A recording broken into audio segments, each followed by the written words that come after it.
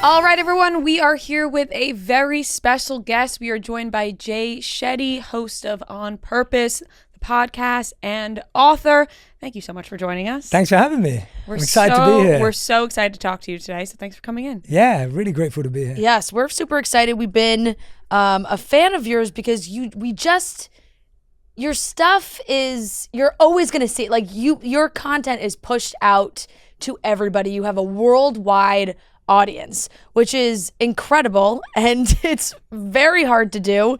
And I feel like so many people see podcast clips, or like Rhea said, your books, all these things. You're very face fronting as well, so we see it, but it seems like instant success to us, right? Because we see your millions of followers. We're like, oh my God, this guy is huge. It must have just happened like that.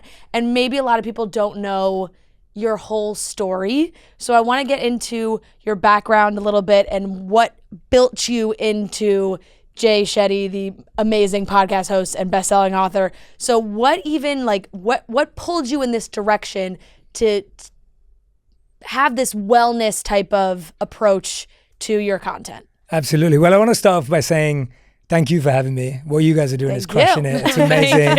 Everyone on my team is massive fans. Amazing. So they were so excited for this collaboration too. So I was really looking forward to it. Maybe not as deep of conversations that you get into, right.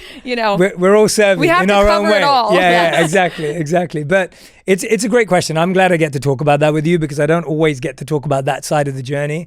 And so I think for me, ever since I started learning about, I was really lucky. In my teens, I started reading a lot of great books. And so I was reading everything from Martin Luther King to Malcolm X, all the way through to David Beckham and Dwayne "The Rock" Johnson. So I had this wide breadth of people that I was studying. And I was always fascinated by stories and how people went through challenges and how they overcame them. And so I kind of got into that world of psychology and personal growth fairly early. And I think for me, it all really hit when I was 18, where I've shared this story many times, but it was the first time I'd ever met a monk. And a monk was invited to speak at my university. And I'd never heard a monk speak. I was not interested in hearing a monk speak. I didn't think I had anything to gain from a monk, but some of my friends were going because they'd started to get interested in meditation. This is 2007, so very, very early on. And I said to my friends, I said, I'd only go if we go to a bar afterwards. Like that was my negotiation tactic. And that's the level of consciousness that I was in. And so my friends were persuasive. They agreed. And I went to this event kind of thinking like, all right, it's going to be a waste of time and we'll leave in a couple of hours. And I went there and I found something I wasn't looking for, as cheesy as it sounds. I went there and I was just like, wow, this guy makes a lot of sense. Like he has a lot to offer. And so that was my entrance into studying ancient wisdom, and I was already fascinated by modern science. And then as soon as that moment happened, I started giving small seminars and doing small events at my college. So this is before YouTube, before podcasting, before social media. And so I would put up posters at my university with saying, this is the room to come to, it's totally free. And you have no idea who I am, but I'm going to talk about this subject. And the subject could be love and relationships, it could be psychology, it could be philosophy or whatever. And when I started, around 10 students would come, maybe 12. And then by the time I finished, there were like 50 to 100 students coming every single week. And it was completely free. There was no followers. There was no subscription. And so that's kind of how it started, where there was this passion to want to share what I was learning and this passion to build community. And it started very physically and analog in real life.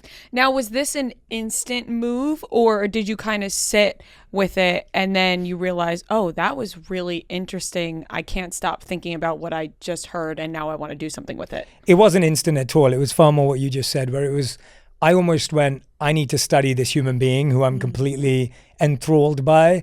And so I was just trying to spend every moment I could speaking to him, learning from him, reading his work, learning about the books that he was recommending. And so I spent a lot of time deep diving into that philosophy.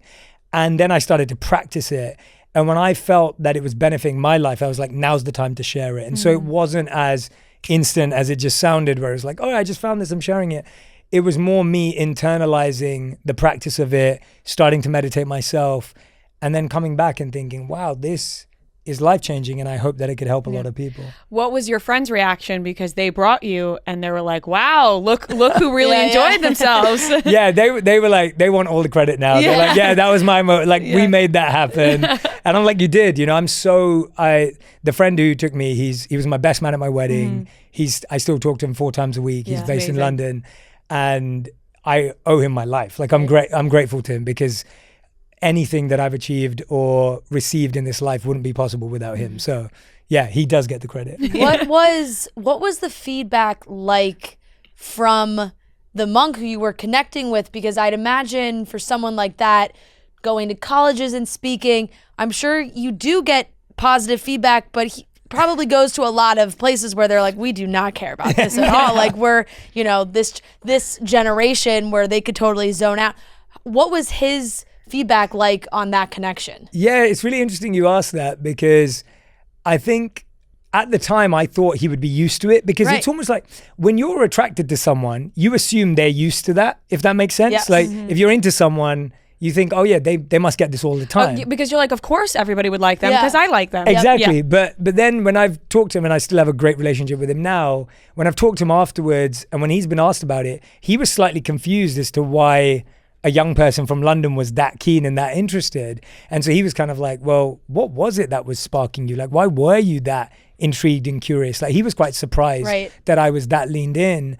And I think, if I'm completely honest, when I've looked back and, when I was 18 years old and into everything that every 18-year-old's into, I think the only thing that struck me was he was that powerful and had that level of presence that kind of penetrated beyond that kind of thick veil you have as an 18-year-old of I'm cool and I've got everything and I don't need anything. And it broke through that because of his presence. And so again, I think he gets the credit for holding that space for me to be able to access something that I didn't know existed. Now, you started doing the seminars, you said it grew, students found out about it. How do you then go, okay, I'm getting a lot of people here. This grew from 10 to 20, 50, 100.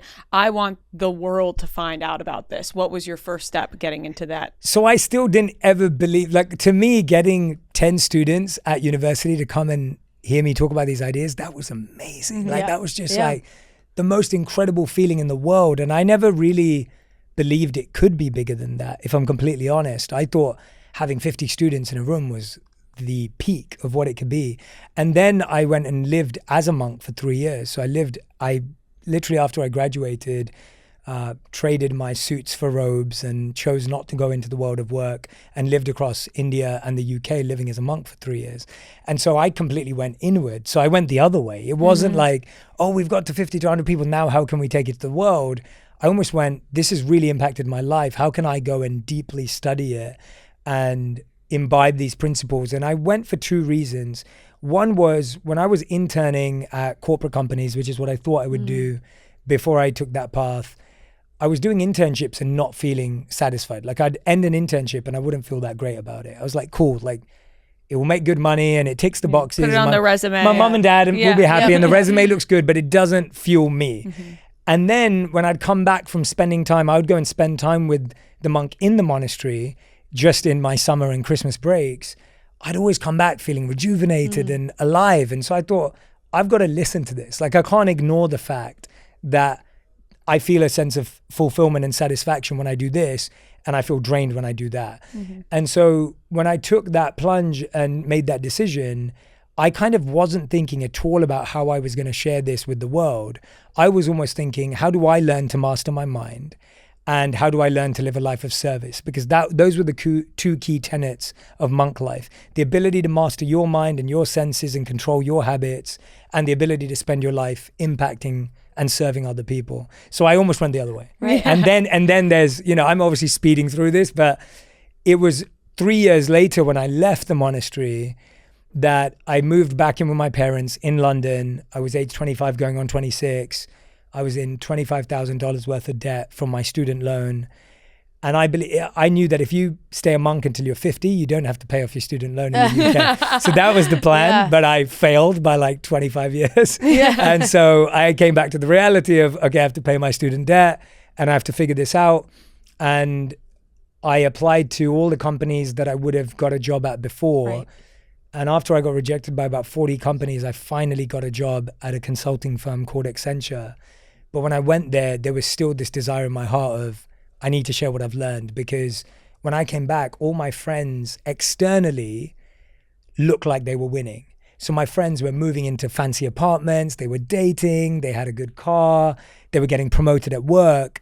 But when I reconnected with them, they were just like, Jay, I'm experiencing depression. I'm stressed out. I feel like there's too much pressure. I'm struggling at work, even though it looks like I'm winning. Mm. And I was just like, wait a minute, everything I learned could help that person. So that's when that idea came as to like, could I use this to help other people? Yeah, and you see that a lot. You know, they always say like, especially when it comes to fame and success, people act like those people can't be struggling. It's kind of the same thing with the people in your own life when you feel like they have the best job and they make it seem like they have the best life. And then on the inside, they could be really drained. The contrast of being a monk, and then, you know, you fast forward a little bit and you have all this success, right? And success comes with a lot of things, fame, money, the notoriety. Are there ever times that you deal with, and they call it like maybe imposter syndrome, right? Where you're like, well, I was dedicating my life to being a monk, acts of service, you know, giving myself to other people. And now I'm receiving all these things and you deserve it all. Absolutely. Do you ever struggle with that? I mean, all the time. And I'm more than happy to go back and kind of pinpoint some more parts of the journey if you want to, based on the original question you asked, which I really appreciate. But yeah, all the time. I mean, I've struggled with imposter syndrome and rewiring my belief system around so many things. Like, I grew up in a world where I believed that people who had money did something dodgy to get it, or that they were doing something shady. And my extended family was kind of like that. If we went to someone's house that was nice, they'd always be like, yeah, they don't pay their taxes. And so I had this belief system that generally people who had money or wealth or whatever it may be may not have got it for the right reason. Yeah, cheat the system. And that was a real mindset. And then obviously when I lived as a monk, you're not pursuing money at all. You're just serving and helping. And then when I came back to the real world, there was a moment in my life where I had 150 million views on my video, but I was 4 months away from being broke. And I was just like, wait a minute, I'm going to have to go back and get a real job again to try and do what I love. And that doesn't make sense. Like, how I'm going to give up impact. I'm going to give up my passion. I'm going to give up the things I'm fascinated by because I have a block with my relationship with money, which is simply energy. But I have a mindset that isn't helpful in how I interact with this. So I've had imposter syndrome around that. I've had imposter syndrome around how am I sitting at this table? Like, I remember being at this event a few years ago, and there was a fundraiser for a beautiful cause to help gorillas in Rwanda, which was set up by Ellen. And Ellen and James Corden were hosting this amazing fundraiser, and everyone in LA who you'd expect to be there was in the audience. And I was sitting at a table, and I'm literally three people down from Leonardo DiCaprio, and I didn't say hello to him the whole night, like, because I was just like, what am I doing at this table? Like, I'm at this really meaningful event that's really beautiful because we're doing something special, but I don't know if I belong here. And so I didn't even say hello. And now I regret it because I love Leo and I'm a huge fan, and like Catch Me If You Can is one of my favorite movies, but I've never said, I couldn't even say that because I didn't know how to say that. And that was, I think that was like, what, 5 years ago now, something like that. And so I think I have imposter syndrome in many different ways. And the only thing I've learned through that imposter syndrome is two things. One is it's showing me a skill that I need to learn. It's showing me that there's something that I still need to learn. And on the other side, it's keeping me humble. It's keeping my ego in check. And I'm really glad I feel that way because I still pinch myself when I have amazing moments and I don't take them for granted. Right. It's kind of crazy how the brain works because, like you mentioned, you know, growing up, you're like, that person has a lot of money. Oh, they must have done something. And it's weird how you can almost convince yourself, even though you're an amazing person and you do a lot of great things for other people and you're okay with yourself on one hand. On the other hand, you're going, I don't deserve this. But why, but why not? And you're right. That is something that I think a lot of people can learn. I think a ton of people struggle with that. That's really wise. I love that. I want to go back to the conversation. You use the term like real job, right? Yeah. And I think we joke about that too. Like you're a podcast host, you're like, this real job. So what? That's a great point. Good listening. Where did you have that internal battle to say like, I am going to try and teach myself that it is okay to do something else, because I think we have a lot of young listeners, and that stigma where you come out of college or whatever it is and you need to get a quote real job. Yes. You need to make money, you need to do this, whatever dreams, passions you have to put them on the back burner because you need to get a real job. Yes. So how did you mentally get through that, and what do you think is a way for young people to kind of get out of that mindset of like, I have to get a real job? Yeah, I love this conversation. I don't get to talk about this much, so thank you. I love this. This is awesome. And yeah, so after my Monk detour, I got the real job, right? So I'm at Accenture, which is a big consulting firm. It's the kind of firm that you'd want to get into after college. It's now they have like 1 million employees worldwide. So it's huge. And I get a job, but I'm 25 going on 26, and I've got a entry-level position. So I'm on the grad scheme, even though I'm a 25, 26-year-old graduate and everyone else is 21 years old. So already I'm feeling like, gosh, I'm older than everyone. I'm already behind. I've got to keep up with everything. While I'm there, I'm doing the job, like I'm doing the day-to-day task, but I can't help but share meditation with people and talk about what I learned as a monk. And so what was so beautiful about that company is that they were really prioritizing mental health. And this is back in 2013, 2014. Yeah. And so when they discovered what I did, they were asking me to lead meditation sessions at work and lead mindfulness sessions at work. Now, granted, the first one that I ran, only 2 people showed up, but it was amazing. I was feeling so happy. There were like 2 people in a room. They were super keen to learn, and I led a mindfulness session for them. I then remember that some of the guys started to hear about what I was doing, and some of them played rugby, and rugby's a big sport in the UK, and it's kind of like our version of American football, I guess. And a lot of the rugby lads were not very like, well, what's mindfulness, what's meditation? Right. And so I remember one of them coming up to me, and he said to me, he goes, Jay, look, like, I'm not sure that this mindfulness thing is for me, but everyone's saying it's good for me, and like maybe I should try it out. But he's like, I don't want to come to one of your public sessions. Like, it needs to be just me and you, because no one can know I'm doing meditation. No one can know. Yep. So I was like, all right then, so we'll do that. And so we set up this session, and we're doing it in a meeting room at work. And the lights are off, and we're in this quiet room together teaching meditation. And then all of a sudden, like, everyone who didn't want to know walked in through the door, saw us sitting in a dark room together, turned on the lights. I was like, what are you guys doing? What's going on here? And so what started to happen was I started to share it with real people in the real world. And I started to see value in it. And I started to see how it benefited my friends and colleagues' lives. I had people coming out to me going, Jay, that's helped me so much. Like, oh, thank you so much for teaching me that breathing technique. Thank you so much for leading that session. It's helping me in my relationship with my mom or my friend or whatever it may be. And so I think the first step is you have to start seeing value in what you want to offer. Otherwise, you don't get confidence. It's not like you get confidence from doing something crazy. You get confidence by sharing what you care about in a really small, controlled, safe space.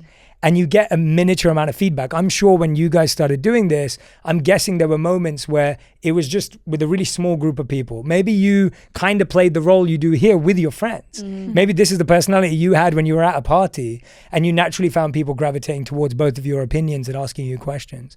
And so I think it's testing it in that safe space. After doing that, I thought to myself, I was like, I need this to reach more people. So I started applying to trainee video journalist positions at media companies in the UK. I didn't really realize that you could build your own brand or have your own platform. So I was pitching my idea to media companies across the UK and saying, look, I want to make mindfulness video ideas. Here's a concept. Here's an idea. I'm happy to work for anything. This is a key point. I think a lot of people get locked into the golden handcuffs. And I think the golden handcuffs of getting a good salary, having a job that sounds good at a party and makes your parents happy actually blocks you from being able to pivot and follow your bliss or follow something that inspires you. And so I think a big part of it was me saying, you know what, I actually don't care if you don't pay me. I'll work for free. I'll work for anything because I just want to get my break. I just want to have an opportunity. And what I found was 10 media companies rejected me and said no, because they said, you don't have a communications background. You don't have any experience in video making, like you're out. And then I was networking with 3 media execs, and one of them told me I was too old. I was 28 because he said, everyone's 21 who wants this gig, you're too old. Yeah. One of them told me I was too unexperienced or inexperienced. And then one of them told me, he said, well, you have a safe job. Why would you get into media? It's so unsafe. And so I was getting all of this rejection. So I ended up at a ethnic minorities TV training day run by the BBC in the UK. So basically this was a TV presenter training day for brown and black people and, you know, people of color. And I ended up in a room probably this size, like 5 or 6 people in the room, and they had presenters teaching us in TV presenting. And at the end of it, they were like, Jay, you've got some really good presenting skills. So I was like, give me a job in media. And they were like, there's no jobs in media. I was like, wait a minute, you called 6 brown and black people here to tell us there's no jobs in media. Right. And then one of them said to me, she said, well, why don't you start a YouTube channel? And I was like, yeah, that works for like 1 in a billion people, like Justin Bieber. Like, that's not gonna like the classic story. Yeah, that's not gonna work for You're me. like, I don't sing, I don't dance. I don't play instruments that well. Like, you know, I'm not a cute 12-year-old. Like whatever You it don't is. have Like, the tapes of when you were 4 years old presenting. and I wish I did, but I don't have any of that. And so I'm like, what do I do? And so I got to a point, and I love this piece of wisdom from Thomas Edison. He said that when you feel you've exhausted all options, remember this, you haven't. And I love that idea of when you think you've got no options left, you still got to find the other one. Like there's still one more. And I think for me, I ended up where I tried every option apart from starting a YouTube channel. And so I think the kind of lessons that I see there are, first of all, test what you care about in a safe space so that you don't feel judged and you're not dealing with the repercussions. Second of all, don't get blocked by the golden handcuffs of like, oh, I get paid enough. I don't want to take a pay cut. I don't want to try something out, because you're going to end up in a career path that is only going to get more and more restricting and limiting. And then thirdly, allow yourself to realize that your path may not look like someone else's. Like people who are listening to you right now, their path towards what they want to do doesn't look like yours and doesn't look like mine. They're going to find it, but they've got to be open to what is that random step or choice that they're going to need to make. I don't know if that resonates. Yeah, no, definitely does. So YouTube comes into your life. You start making stuff on your own. And that can be very scary. Like you said, you're putting yourself out there. You're getting feedback from strangers, right?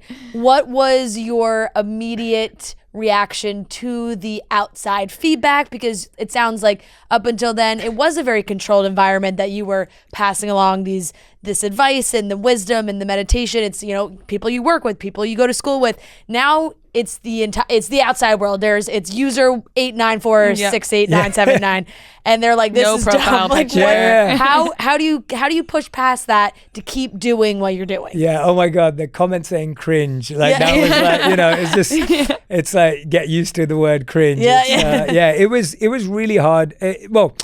I think when I first put out my first video, which was exactly 8 years ago now, so 2016 was when I published my first video. And I was just so excited that I put something out that I was quite proud of. I had my friend who films weddings film it for me for free. So he did me a favor. And he then was teaching me how to edit. And so I edited it myself. So I did the sound, I did the clips, the B-roll, like all of that kind of stuff on my own, which I didn't know how to do. So it took me way too long. Right. You know, this is like when you're editing 5 hours a day, 5 days a week for 1 5-minute video. Right, like that's how I was editing. And I put it out and I was just so excited that I put something out and I was really proud of it. And, you know, it didn't get loads of views or whatever. It got like maybe, I don't know, like 100 views, or maybe worked its way up to like 1,000 views, which to me was like amazing. Yeah, of course. And I was really, really happy with that. And I didn't judge it, or I wasn't like, how am I going to get more? I was just like, how do I make more? And the hardest thing really when I started, and I think this is true for a lot of people, was actually the feedback from my friends and family. So I had people around me saying, Jay, you talk too fast in the video, or the music editing's not right. It's too loud in these places. Or, you know, that point, the way you moved your head was a bit cringe. Or, you know, so it was the people in my own life. Yeah.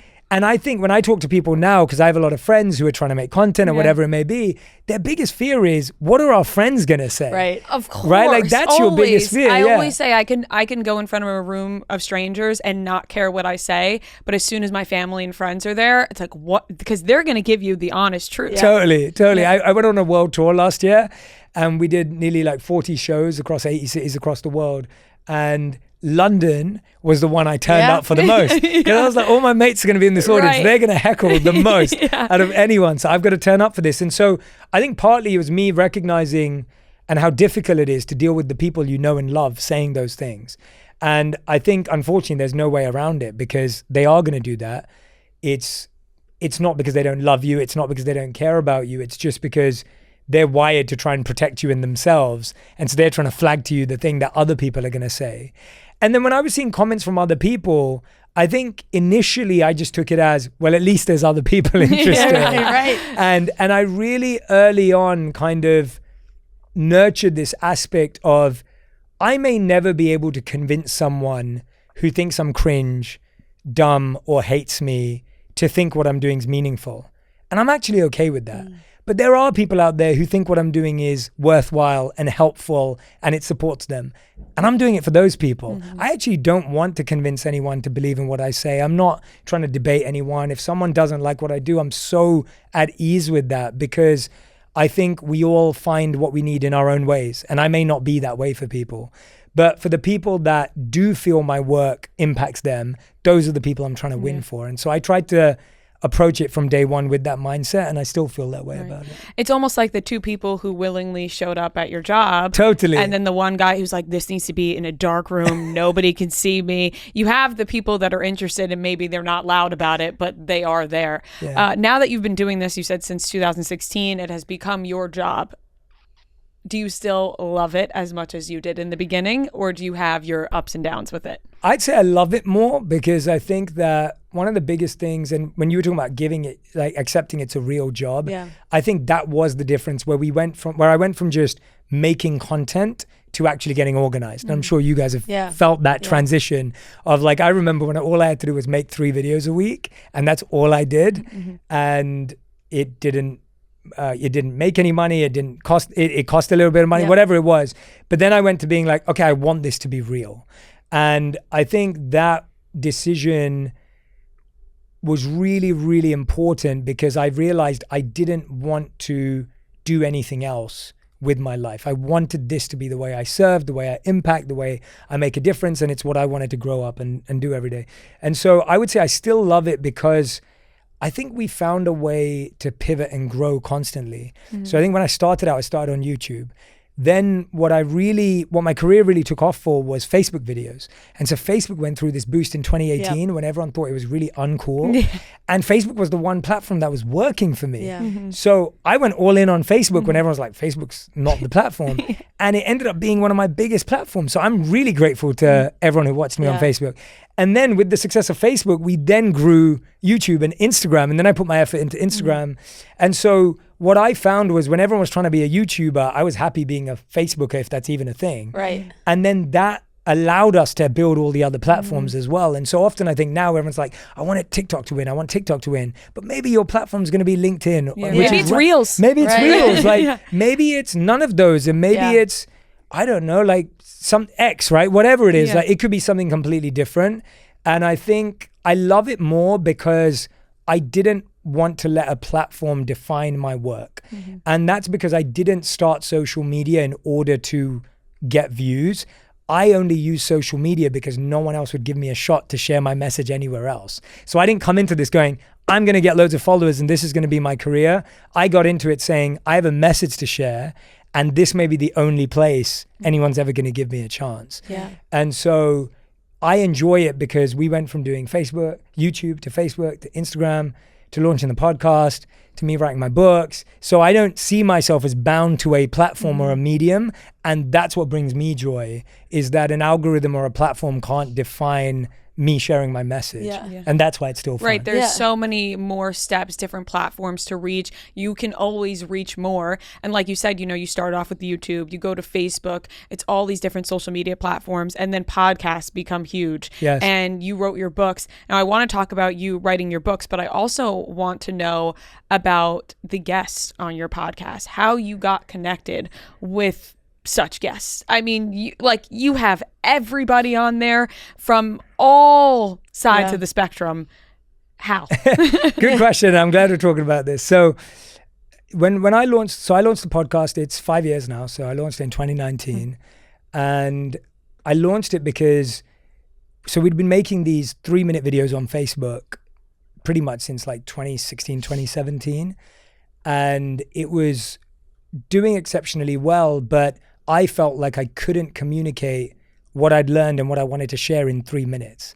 I was just like, 3 minutes is so limiting. And now we're at 30 seconds, right, with reels and things. So at that Right, it's time, just gotten shorter. Yeah, It goes back and It just forth. they want it Yeah. to be long, but then Right. nobody can hold their attention anymore. It Yeah. goes Right, back to TikTok. short. They're like, oh, TikTok videos. They're minutes. Can't go over that. Then they go. Then 3 minutes. Oh, now you can post 10 minutes on TikTok. So this was when 3 minutes was the attention span, and I was thinking, I have more to share. I want to talk about more things. I want to be able to discuss things in depth and nuance, because sometimes a 3-minute video, someone watching that, it's not going to, it may give them a spark, but it's not going to help them build a habit or build a discipline, whatever it may be. So I was like, okay, I want to do long form content, and podcasting seemed to be the way to go. And so I came up with this idea of my show, and I pitched it to lots of different podcast networks. Not to Barstool, not because I didn't, as in not because I didn't know them or whatever it was. I pitched it to some podcast networks, and they all said no, because they were like, Jay, people listen to you for 3 minutes. No one wants to listen to you for an hour. Yeah. And that's literally what they told me.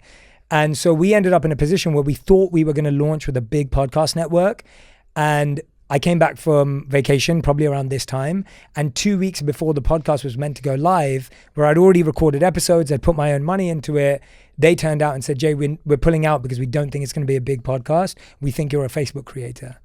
And that was really like painful to hear, because I'd put in so much work, I'd really thought about it, and it was gutting because we were 2 weeks away from launch. And I said to myself, all right, we're going to launch anyway. Like, we're going to do this ourselves. And so that's kind of the realities of where it was at. And my first guest on my show was my wife. And I did that on purpose because I didn't want my first guest to set the precedent for the type of guest. I wanted my first guest to be someone who's, in my life, who I've known, we've been together now for 11 years. And, at the time we'd been together for a bunch of time. And I was just like, I want her to be the first guest. Then the other couple of guests that we had a couple of big guests to start with, but they were all people I'd known offline.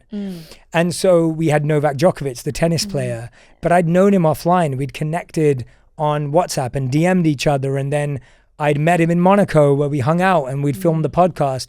And what started to happen early on is I always believed, and I want to throw this out there for all podcasters, there's 2 things I've always believed, and these things have wasted my time and misled me in my career.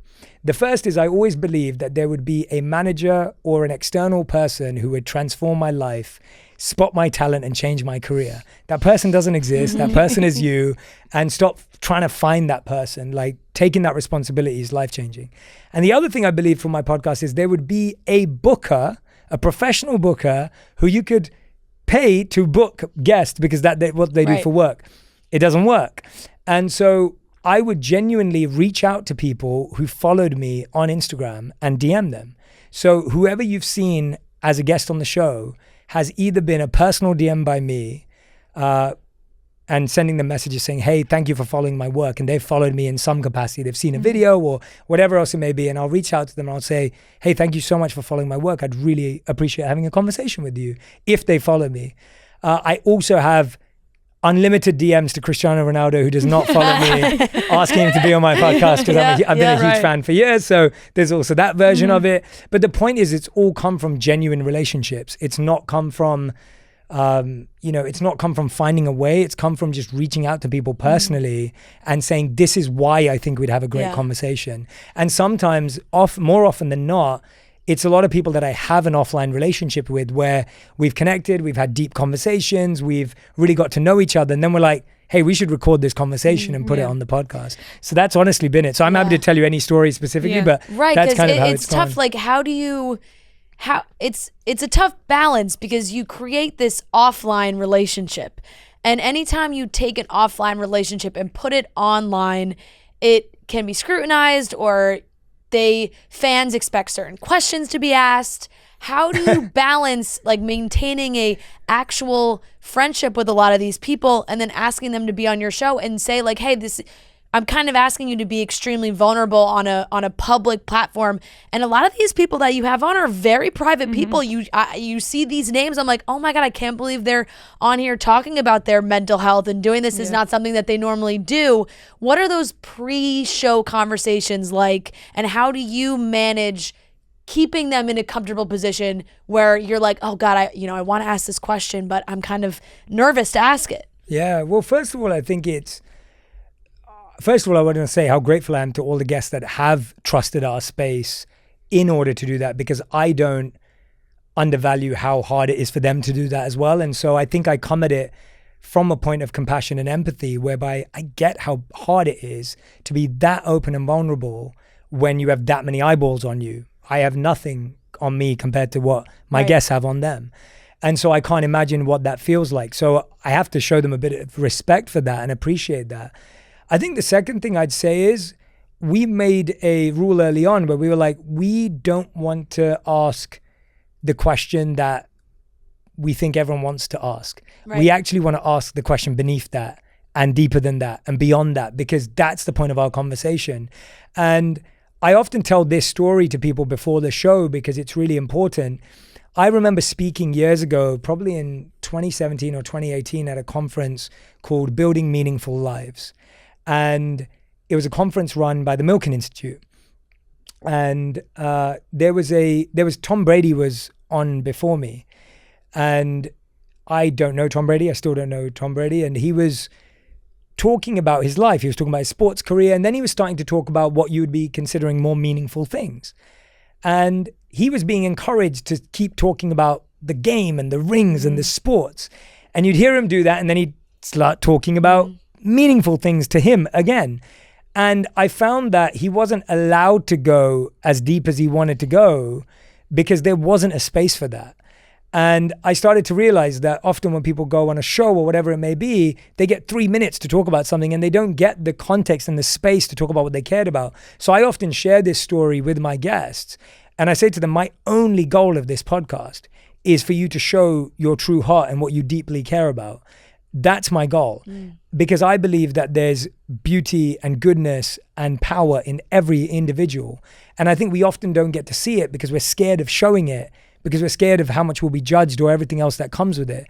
And so I'm really coming at it from a point of compassion and empathy, not just for my guests, but for my audience too. I really believe, going back to what you said earlier, we often don't feel we deserve things. And I think when we make space for others, we're making space for ourselves. And when we make space for ourselves, we're making space for others. And so this is kind of how I set up the space. And I'm just grateful for anyone who's ever trusted me in my space. I don't take it for granted. I don't take advantage of it, and I don't exploit it.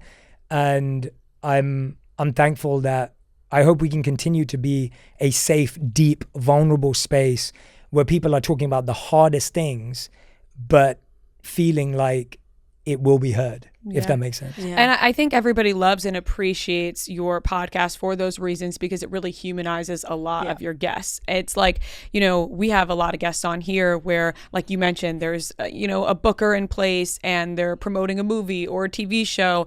And those are so much fun to talk about. And, we love to watch every movie and TV show that anybody puts out. But sometimes it feels like they're instructed to only talk about that and they can't go deeper sometimes. And maybe they really want to go deeper, but their person is in the corner going, oh no, no, cut it off. So it really is great that you have that space to allow people to feel really comfortable. Yeah, and by the way, I love those interviews too. Yeah. Like I love watching a press round for a movie that I'm really excited about. Exactly. And it gets everybody excited. Yeah, totally. There's something for everyone. Exactly. Yeah. I don't think this is about, I don't have any belief in thinking that what I'm doing is the best or it should be done this way, or I genuinely don't carry that with me. I think there's so much stuff that I'm into. Like, I love late shows. Yeah. Like James Corden to me is one of my favorite hosts, and I love that show.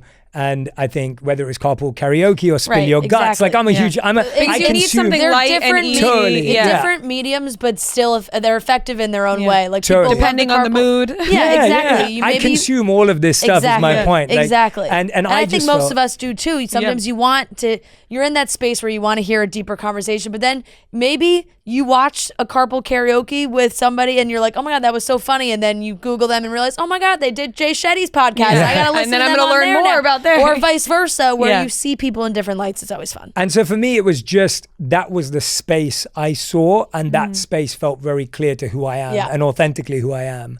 And so that's why we were just trying to create that space. And again, it's blown my mind how trusting people a little bit. And I've always found with all of this, with guest booking, just to give a practical thing, people, you need your first couple of people who open it up for you. And so I remember back in 2019 when we launched the podcast, Kobe's team reached out. So Kobe wasn't aware fully, but Kobe's team listened to my podcast. Yeah. And so they reached out and they were like, we think you talking to Kobe would be amazing. And I was like, obviously, a dream, set it up. Right. Yep. And so when I met him, we didn't have a relationship. Yeah. We didn't know each other offline. I don't even think he knew who I was before we met that day. He'd heard a little bit about me, and it turned into a beautiful relationship thanks to someone behind the scenes. Right. And so I also want to acknowledge those people behind the scenes who make these amazing moments happen, because without that person on his team saying, Jay, I listened to your podcast and I think you'd get along with my boss, Kobe, that would never have happened. Right. And so he opened that up. And then that year also, Khloe Kardashian came on, and that was early days. Like the podcast was, 6-7 months old.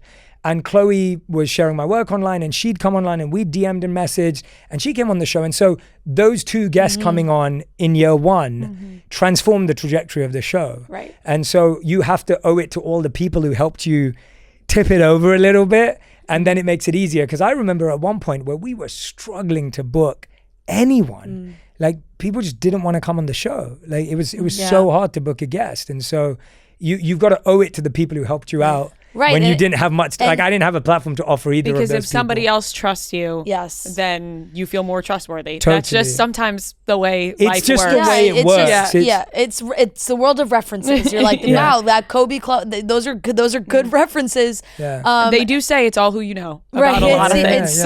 But it also shows too that you have to be authentic to what you're putting out there, because a lot of these connections, it seems, people are coming across your work. So it's like they're seeing what you're doing. You're not putting stuff out there to be noticed by massive celebrities, but they are coming across it, and that creates a very unique relationship. Yeah, and also I think for a lot of people, it's this feeling of, I also think people think about it this way, right? Like when people are deciding to share a part of their story, they're going to go to the place that allows them to share the part they want to tell. Like if they want to be funny and come across as humorous, and there's a podcast to go on for that if that's what you want to do. If you want to show a part of your personality that's really intellectual and business oriented and entrepreneurial, there's a podcast for that. And so I've also accepted that people will come on my show when they want to show that part of themselves. I can't force someone or make someone come on my show, because that won't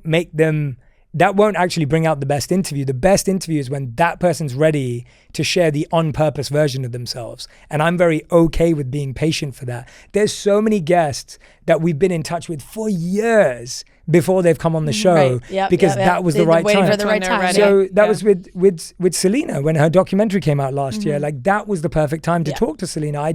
I'd got to meet Selena years ago, but that was the perfect time because her documentary was about mental health and about her journey. And so On Purpose was a great space for that. And so I also think it's about being patient and honoring people's journey. And hey, if Cristiano Ronaldo's not ready right now, that's okay. I'm good with that. Like I get it. Like, when he's ready, he's ready. He will find you when he's ready. Exactly. I want to talk about your latest book, because it's love, relationships, which is really a topic we haven't touched on yet. And of course, somehow we have 10 I'm minutes. so sorry. I've been talking for so long. No, I really enjoyed the conversation. It's amazing. Yeah. I'm sure you're in this chair all the time, and vice versa. Yeah. When you have a guest that loves to talk and you can have those conversations, it's the best conversation. It's always the best feeling. So where did the desire to talk about love and relationships come from? Because it is a totally different thing, and it can be a sensitive topic, because you, as someone who can give advice on love and relationships, you kind of self-appoint yourself as quote expert, right? And that can put a lot of pressure on you and your personal life, and you're married. People look at you, they're like, oh, you must have a perfect marriage if you're out here writing books about love and and then your wife says to you, oh, you think you're an expert. Yeah, exactly. So where did that desire to create that in that space come from? Yeah, so when I started kind of putting together the pillars of my work, there were always 4 questions that I wanted to dedicate it to. And so when I studied ancient wisdom and philosophy, these were considered the 4 biggest decisions that a human makes in life and the 4 biggest questions. So the first is, how do I feel about myself? That's a decision we all make every day. And it's a really important decision and it's an important choice. And so that's what Think Like a Monk was, the book, my first book, helping people answer that question. The second question is, who do I love and who loves me? It's a huge question. And I'd be honest and say we spend far more time getting a college degree, getting a driving license, getting all these sorts of things than we do actually figuring out who are we going to spend our time with and our life with. The third question is, what's my purpose and what do I do for work? And the fourth is, how do I impact or serve the world? And so my work's always been about these 4 topics. Now, what I found after writing Think Like a Monk is the 2 most common questions I got asked by my entire audience, millions of people's comment sections, videos that they responded to was, Jay, I'm struggling with my love life. Like I've just been broken up with, I've been ghosted, I don't know if this person's right for me, is this a red flag? Like those were big questions.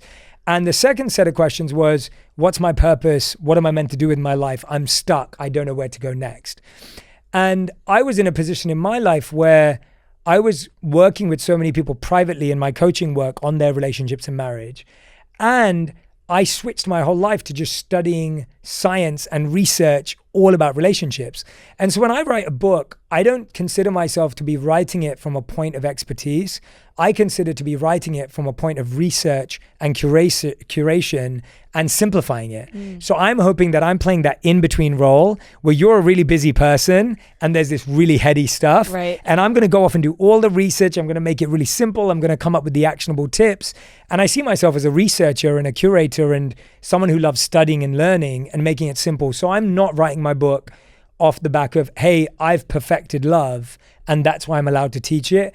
I'm coming at it from the point of view of, I've done loads of reading and research for you, so hopefully this is a lot easier to digest and hopefully it will make sense to you. And so when I wrote my love book, it's full of stories of mistakes I've made with my wife as opposed to things we've got right, because that's where I'm coming at it from. How do you feel like that has helped people / what is that conversation like with your wife to be like, I'm going to include these, hey, remember that fight we had last week? It's in the book. Remember when you thought you were over it? Yeah. So I'll be honest and say I made a mistake. I think I probably should have asked. I didn't. And then I only lived to regret it afterwards. So I should have asked. So the second book's coming. Exactly. Dedicated to your wife. Well, no, we need a version from her side. Right. Relationship books should really be written great, from both sides. Yeah, that's like true. this is what the story looked like for me. Yeah. The truth is that it was really hard for my wife when the book came out because a lot of people kept coming up to her and be like, oh my God, it must be amazing being married to Jay, and he's wrote a book on love, and your love must be perfect. Because you see like the title, and maybe people don't read it, and they're like, you guys must be amazing. I think that's what it is, and that she found that really, really difficult because I knew I wrote a book not about my expertise, but about science and wisdom and research. But to everyone else, it looks like I wrote a book about my amazing marriage, and it's definitely not that. And so my wife definitely found that hard, and we actually had a moment where, so every year we record a podcast together on my show on the date the podcast launched every year. And it's always on Valentine's Day because that was the day the podcast launched 5 years ago. And it's coming up. Yeah, it's coming up. And when we did it last year, I actually didn't realize how much it affected her. And she started crying on the episode, and we don't plan for those. My team comes up with questions and we discuss them on the show. And we left it all in there because I wanted people to see that despite us having a healthy relationship, I never actually even thought about how much it would affect her to feel like people were putting this perfection tag on her and me. And so I realized, again, it was another blind spot for me. It was another unknown for me. It was another miss from me and an L from me. And it made me just realize, not just about asking permission or talking to her about that, because that wasn't the issue. Yeah.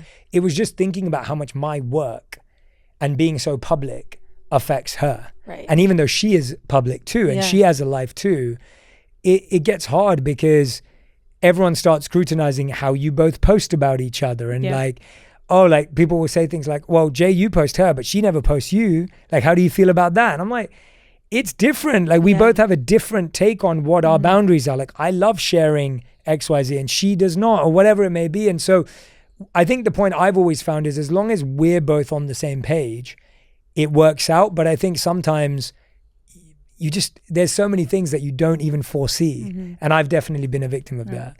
You said your team comes up with the questions. Do you guys approve those before you go in, or you kind of sit down and then it's go time? For me and my wife, the team will come up for a bunch of things for us to react to, and we don't see them before it. And I enjoy that, and we enjoy that. It's genuine. Because it's genuine and it allows us to find things. And I think I'm at this point in my work for sure where I prefer letting myself feel I'm tapping into something and finding it as opposed to preparing for it. And I think I've done this even when I'm interviewing guests.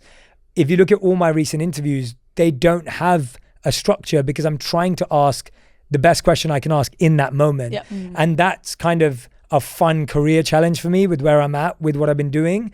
Because in the beginning, I used to research everything and have everything mapped out. And then that was good at the start. And then I went the opposite way where I had no research. And I was like, oh, I wasn't happy with that one. Right. And then I kind of found the in between. And now I'm at a point where I'm like, one of my guests said to me last year, he said to me, that felt like we made music together. And I was like, oh, I love that. That's beautiful. That's what I want to feel like. Yeah. And so now I'm always looking for like, well, if you're playing the drums and you're playing the saxophone and I'm running out of instruments, but you get the point. Like maybe I'm singing. Maybe I'm singing. Hopefully I'm not singing. But that whole idea of like, can we feel like we all just made music together? Yeah. Like, that's dope. Like that's the feeling I want. You know, it's funny, and not to like pull all the compared in a way, but as we've been talking, I've felt so many parallels with you in a sense that like I didn't really know if I was going to expect that of you talking about your journey. And Rhea and I are in a different space. We're in the podcasting space, but it's a different space,